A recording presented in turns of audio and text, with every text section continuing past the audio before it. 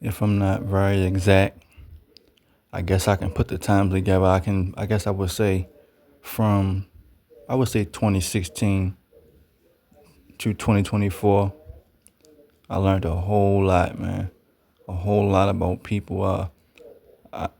One main thing I found out is that the money don't change the person that actually makes the money. It actually changed the people around them. A lot of people are about to be mad, but at this point in my life, who gives a fuck?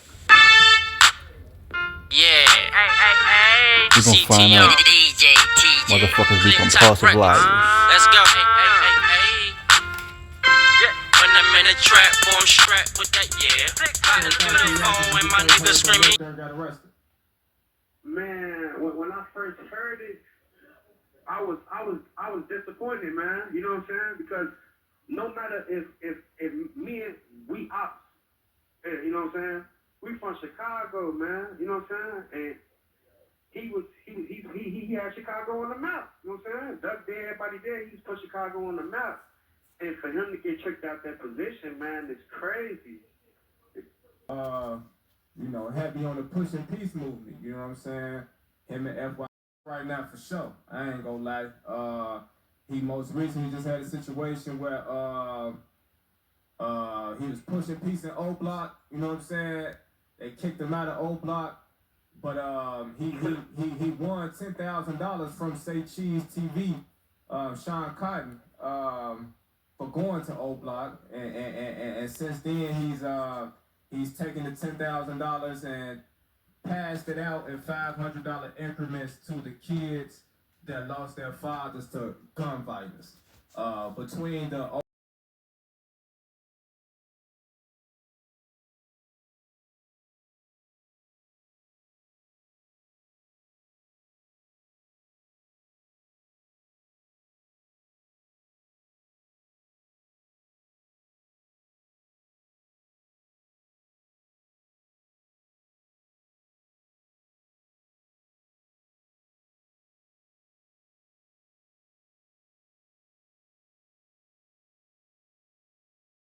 So I want to break this thing down to y'all, man, and make a lot of sense out of it, man, because the most surprising thing that everybody always be surprised about, like, yo, dang, yo, they say, the biggest killer out of the crew is the one that told on everybody, right?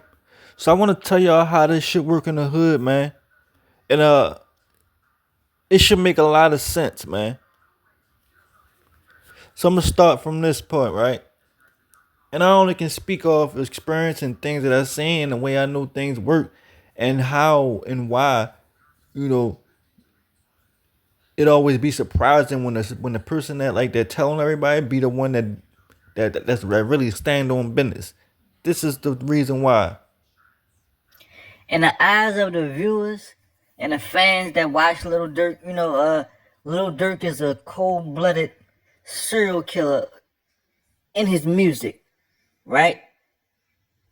Fans don't know that, kids don't know that. He's a serial killer in his music, but in real time, this is the real deal right here.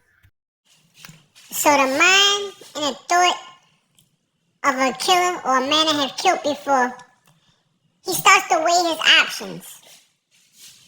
A man that actually have done this before, it's a lot easier to rap about a killing than to actually do the actual killing and actually watch anybody take their last breath. A man that been through that, he know the capacity of a mental state you gotta have to do that. So as he out in these streets, a man, he weighs his options. And I want to make this clear. This guy didn't snitch because he was scared to go to jail. You know what I'm saying? All this shit is about the chess game and the weakest link that's around you, right? So Durk being a rapper, he bringing in the money, right? That means, alright, shit, this my homeboy. He can get me out the hood. We ain't gotta do this shit no more. We ain't gotta drill no more. We ain't gotta sell drugs no more. He got us, right? So as you rocking with this kid, right? This kid that he helping real street niggas get out of the hood. At the same time, you got the real street nigga around you, and he realizing that he still gotta take care of street shit for you. Still putting his freedom on the line. So he feeling like, you got this money, you know, you got enough to get us out of the hood. Why are you still making calls on us to do shit that can send us back to jail, right? So this is how it works. Okay, cool. You want to have us still out here, you know, doing things for you, you know, so you can get on your music and rap about it like you did and shit, and want to keep putting our freedom on the line because you think we out here, like, I guess we so-called your crash dummies. All right, cool. I know you. I watched you grow up. I knew you was a bitch, right? So the thing that's gonna happen is, right, if this shit all fall down, then nigga, I'ma just tell on you. I'ma just put you, because, and the reason why I'm gonna tell on you, because it's not because I'm scared to go to jail, it's because I know ain't nothing gonna come with me telling on you. So I want y'all to put this in perspective, right? Because it's a little different in the hood, but it's actually the same thing, right? So when you running, so when it's a real killer in the streets, he weighs his options. He watches everybody around him. He know the repercussions that come from him, and I know the repercussions that come from them. And then I know he out here with us too, but I know he's a bitch. So if it all boils down, I'ma tell on him, and I know he ain't gonna come on here and call me no snitch because I stand on business, and he don't even want that problem. He never even held, he never even put a gun on his waist before. You know, I mean, he bought a gun, but I've been watching him for years, and I know he ain't gonna do nothing about no gun. I know he ain't about to take it all the way there like I'm gonna take it all the way there. So I'm gonna tell on this nigga and come home and still be the motherfucking king.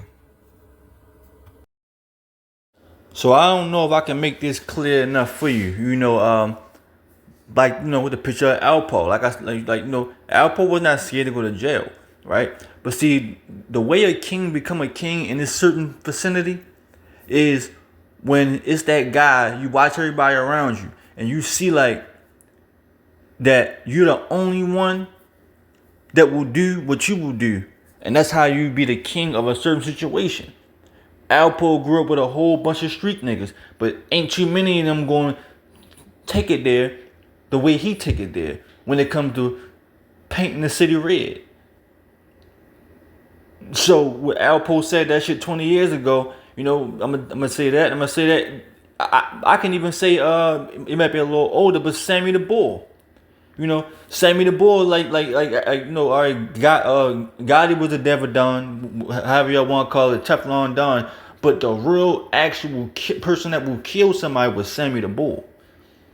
You know, John Gotti was the one that made the money. John Gotti was the Lil Durk, the one that will pay you to do this or send you to do that. But the person that actually watched the souls leave the body was Sammy the Bull. It takes a different kind of mental state to watch a soul leave the body.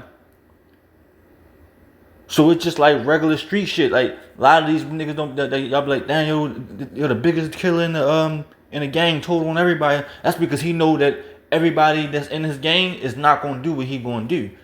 He gonna be able to tell on them and come home and they ain't gonna say shit because they don't want because they didn't seen the boogeyman in him before, and he have never seen the boogeyman in them. So they got a lot to just do with, like, I would say on some secret bully shit. Like, so niggas don't be snitching because they scared to go to jail or shit like that. It's because the niggas that they snitching on, it ain't gonna come with no repercussions. And they know that. So like you can put this in a rap perspective, or you can just put it in the real hood. It's all the same shit. You got a hood full of street niggas, but it's always that one nigga like, yo, what you call with, yo, that nigga want no joke, yo, that nigga used to kill that. Yo, it's always that one guy, and they look and he get looked up for doing something in the street that nobody else would do, and that's how that shit work. Stay out the streets. I lost everything, I really thought my time was out. The most high punished me, put my ass on timeout. Perk pop and killed my friends. Their time was up, my baby mother died to this shit. Her time was up.